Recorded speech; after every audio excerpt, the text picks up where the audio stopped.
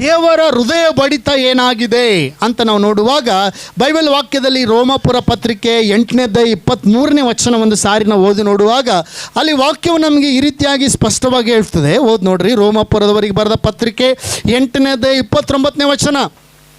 ಯಾಕಂದರೆ ದೇವರು ತನ್ನ ಮಗನಿಗೆ ಅನೇಕ ಮಂದಿ ಸಹೋದರರಿದ್ದು ಅವರಲ್ಲಿ ಆತನೇ ಹಿರಿಯನಾಗಿರಬೇಕೆಂದು ಉದ್ದೇಶಿಸಿ ತಾನು ಯಾರನ್ನು ತನ್ನವರೆಂದು ಮೊದಲು ತಿಳಿದುಕೊಂಡನು ಅವರನ್ನು ತನ್ನ ಮಗನ ಸಾರೂಪ್ಯವುಳ್ಳವರಾಗುವುದಕ್ಕೆ ಮೊದಲೇ ನೇಮಿಸಿದನು. ಹಲ್ಲೆಲೂಯಾ. ಅವರನ್ನು ತನ್ನ ಮಗನ ಸಾರೂಪ್ಯ ಉಳ್ಳವರಾಗುವುದಕ್ಕೆ ಮೊದಲೇ ನೇಮಿಸಿದನು. ಯಾರ ಸಾರೂಪ್ಯ ಉಳ್ಳವರಾಗುವುದಕ್ಕೆ? ತನ್ನ ಮಗನ ಸಾರೂಪ್ಯ ಉಳ್ಳವರಾಗುವುದಕ್ಕೆ ಮೊದಲೇ ನೇಮಿಸಿದನು. ಎಲ್ಲರೂ ಒಂದ್ಸಾರಿ ಜೋರಾಗಿ ಹಲ್ಲೆಲೂಯಾ, ಒಂದ್ಸಾರಿ ಜೋರಾಗಿ ಹಲ್ಲೆಲೂಯಾ. ಹಾಗಾದರೆ ಗಮನಿಸ್ರಿ ದೇವ್ರ ಮಕ್ಕಳೇ, ಯೇಸು ಸ್ವಾಮಿ ಆತನು ಶರೀರದಲ್ಲೇ ವಾಸವಾಗಿದ್ದರೂ ಕೂಡ ಆತನು ಆತ್ಮದಿಂದ ತುಂಬಿಸಲ್ಪಟ್ಟಿದ್ದನು, ಆತ್ಮ ಮಂಡಲದಲ್ಲಿ ಜೀವಿಸ್ತಾ ಇದ್ದನು, ಆತ್ಮನನ್ನು ಅನುಸರಿಸಿ ಆತನು ಜೀವಿಸ್ತಾ ಇದ್ದನು. ಆಮೇನ್, ಹಲ್ಲೆಲೂಯಾ. ಎಲ್ಲರೂ ಜೋರಾಗಿ ಹಲ್ಲೆಲೂಯಾ.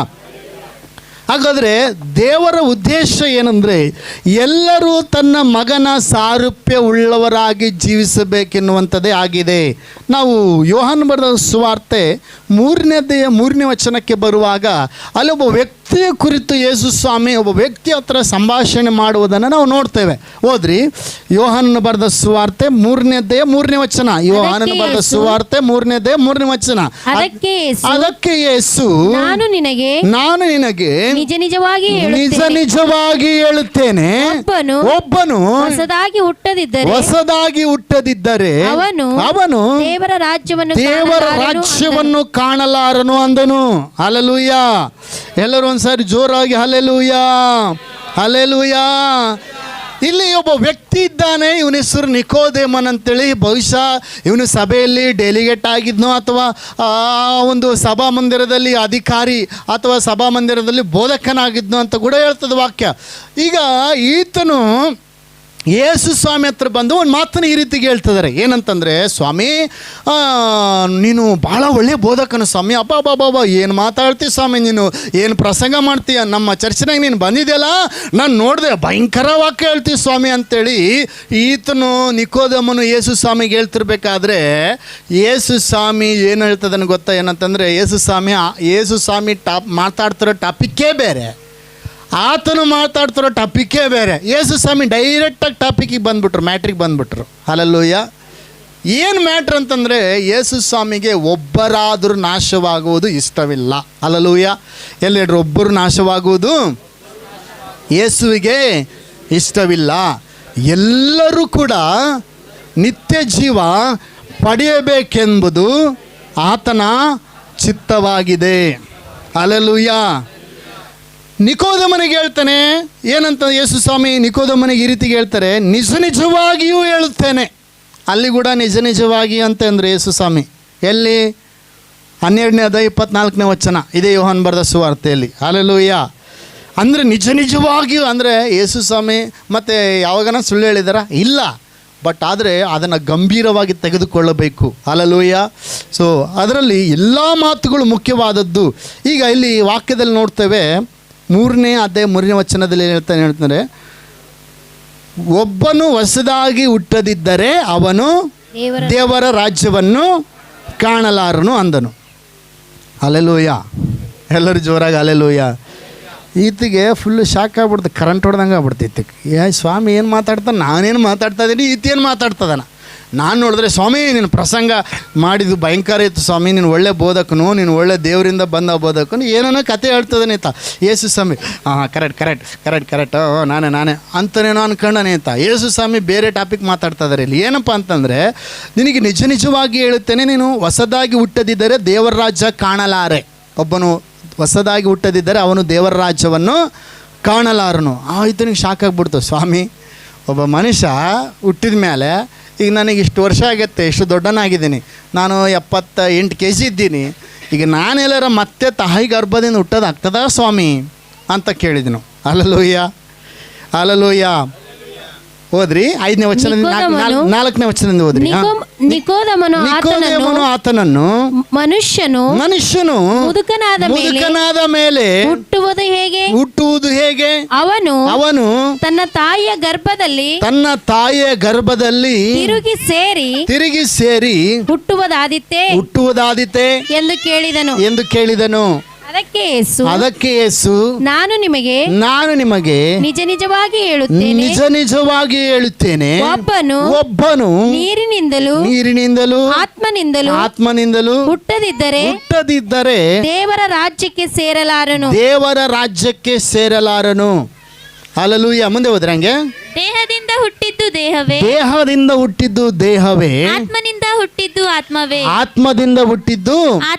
ಆತ್ಮವೇ. ಹಲ್ಲೆಲೂಯಾ. ದೇಹದಿಂದ ಹುಟ್ಟಿದ್ದು ದೇಹವೇ, ಆತ್ಮದಿಂದ ಹುಟ್ಟಿದ್ದು ಆತ್ಮವೇ. ಹಲ್ಲೆಲೂಯಾ. ಎಲ್ಲರೂ ದೇಹದಿಂದ ಹುಟ್ಟಿದ್ದು ದೇಹವೇ, ಆತ್ಮದಿಂದ ಹುಟ್ಟಿದ್ದು ಆತ್ಮವೇ. ಹಲ್ಲೆಲೂಯಾ. ಈಗ ನಿಕೋದೇಮನಿಗೆ ಅರ್ಥ ಆಗಿಲ್ಲ, ಸ್ವಾಮಿ ಹೊಸದಾಗಿ ಹುಟ್ಟದಂದ್ರೆ ಹೆಂಗೆ, ಮತ್ತೆ ತಾಯಿ ಗರ್ಭದಲ್ಲಿ ಮತ್ತೊಂದು ಸಾರಿ ಹುಟ್ಟಕ್ಕಾಗ್ತದ ಅಂತೇಳಿ ಕೇಳುವಾಗ ಯೇಸು ಸ್ವಾಮಿ ಹೇಳ್ತಾನೆ, ಅದರ ಅರ್ಥ ಯೇಸು ಸ್ವಾಮಿ ಶಾರೀರಿಕವಾಗಿ ಜನನದ ಬಗ್ಗೆ ಯೇಸು ಸ್ವಾಮಿ ಕೇಳ್ತಿಲ್ಲ, ಬದಲಾಗಿ ಆತ್ಮದಿಂದ ಹುಟ್ಟುವುದರ ಬಗ್ಗೆ ಆತನು ಮಾತನಾಡ್ತಾ ಇದ್ದಾನೆ. ಹಲ್ಲೆಲೂಯಾ. ಶರೀರದಿಂದ ಹುಟ್ಟಿದ್ದು ಶರೀರನೇ, ಆತ್ಮದಿಂದ ಹುಟ್ಟಿದ್ದು ಆತ್ಮವೇ. ಹೊಸದಾಗಿ ಹುಟ್ಟಬೇಕನ್ನೋದರ ಅರ್ಥ ನೀನು ಆತ್ಮದಲ್ಲಿ ಜನಿಸುವ ವ್ಯಕ್ತಿ ಆಗಿರಬೇಕು. ವಾಕ್ಯದಲ್ಲಿ ನಾವು ನೋಡ್ತೇವೆ, ಈಗ ಬೈಬಲ್ ವಾಕ್ಯದಲ್ಲಿ ಹೇಳ್ತದೆ, ಯಾವಾಗ ಒಬ್ಬ ವ್ಯಕ್ತಿ ಪಶ್ಚಾತ್ತಾಪ ಪಡ್ತಾನೋ, ಯಾವಾಗ ಒಬ್ಬ ವ್ಯಕ್ತಿ ದೇವರ ಕಡೆಗೆ ತಿರುಗಿಕೊಳ್ತಾನೋ, ಯಾವಾಗ ಒಬ್ಬ ವ್ಯಕ್ತಿ ದೇವರು ಸ್ವಂತ ರಕ್ಷಕನೆಂದು ಯೇಸುವನ್ನು ಅಂಗೀಕಾರ ಮಾಡಿಕೊಳ್ತಾನೋ, ವಾಕ್ಯದಲ್ಲಿ ಈ ರೀತಿಯಾಗಿ ಸ್ಪಷ್ಟವಾಗಿ ಹೇಳ್ತದೆ, ಯಾರ್ಯಾರು ಆತನನ್ನು ಅಂಗೀಕರಿಸಿದರೋ, ಅಂದರೆ ಆತನ ಹೆಸರು ಮೇಲೆ ನಂಬಿಕಿಟ್ಟರೋ ಅವರಿಗೆ ದೇವರ ಮಕ್ಕಳಾಗುವ ಅಧಿಕಾರ ಕೊಟ್ಟನು. ಹಲ್ಲೆಲೂಯಾ. ಎಲ್ಲರೂ ಒಂದು ಸಾರಿ ಜೋರಾಗಿ ಹಲ್ಲೆಲೂಯಾ. ಯಾರಿಗೆ ಅಧಿಕಾರ ಯಾರಿಗೆ ಕೊಟ್ಟನಂತೆ?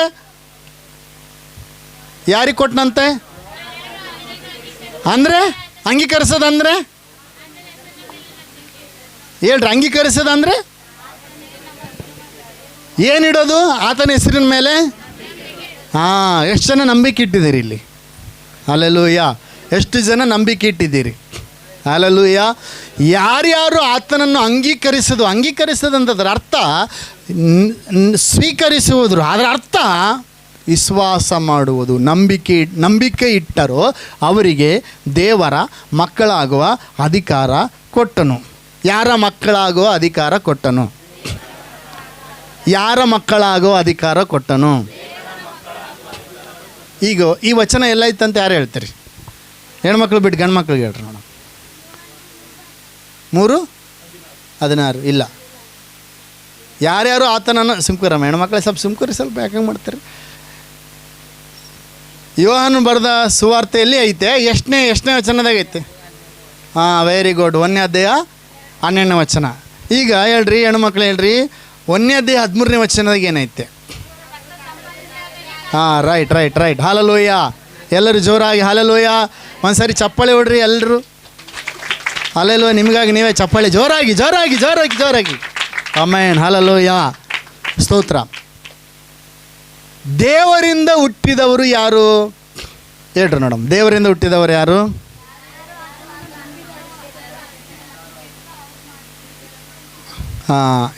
ಯಾರಿಂದ ಹುಟ್ಟಿದವರು? ದೇವರಿಂದ ಹುಟ್ಟಿದವರು.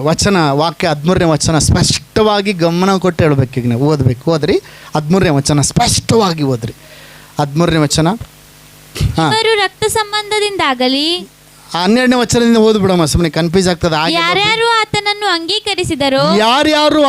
ಅಂಗೀಕರಿಸಿದರೋ ಅಂದರೆ ಆತನ ಹೆಸರಿನಲ್ಲಿ ನಂಬಿಕೆ ಇಟ್ಟರೋ ಅವರಿಗೆ ದೇವರ ಮಕ್ಕಳಾಗುವ ಅಧಿಕಾರ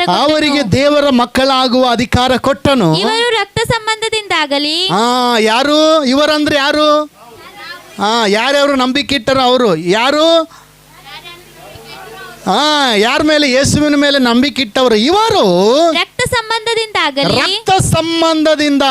ಕಾಮದಿಂದಾಗಲಿ ಪುರುಷ ಸಂಕಲ್ಪದಿಂದಾಗಲಿ ಹುಟ್ಟಿದವರಲ್ಲ, ದೇವರಿಂದಲೇ ಹುಟ್ಟಿದವರು. ಎಲ್ಲರೂ ಜೋರಾಗಿ ಹಲ್ಲೆಲೂಯಾ. ದೇವರಿಂದಲೇ ಹುಟ್ಟಿದವರು. ಎಲ್ಲರೂ ಯಾರು ದೇವರಿಂದ ಹುಟ್ಟಿದವರು? ನಂಬಿಕೆ ಇಟ್ಟವರು, ಕ್ರಿಸ್ತನನ್ನು ಸ್ವೀಕಾರ ಮಾಡಿದವರು, ಕ್ರಿಸ್ತನನ್ನು ಅಂಗೀಕಾರ ಮಾಡಿದವರು ಯಾರಿಂದ ಹುಟ್ಟಿದವರಾಗಿದ್ದಾರೆ ಅಂದರೆ ದೇವರಿಂದ ಹುಟ್ಟಿದವರಾಗಿದ್ದಾರೆ. ಪಕ್ಕದ ಕೈ ಕೊಟ್ಟು ಒಂದು ಸಾರಿ ಹೇಳ್ರಿ, ನೀನು ದೇವರಿಂದ ಹುಟ್ಟಿದವನು, ನೀನು ದೇವರಿಂದ ಹುಟ್ಟಿದವಳು.